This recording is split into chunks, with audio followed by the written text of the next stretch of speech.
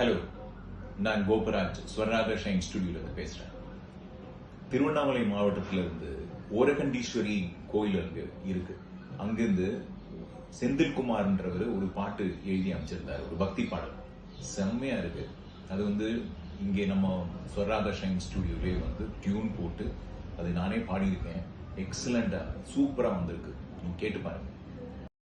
சந்தனத்தில் நீராடி குங்குமத்தால் பொட்டிட்டு ரேணுகா தேவி அம்மா குறி சொல்ல வந்திடுமா.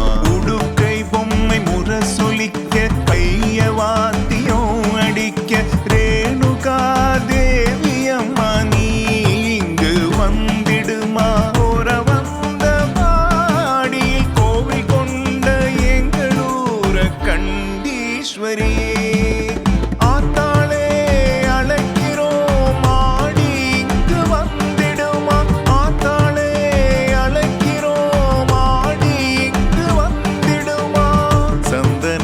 நீராடி குங்குமத்தால் போட்டு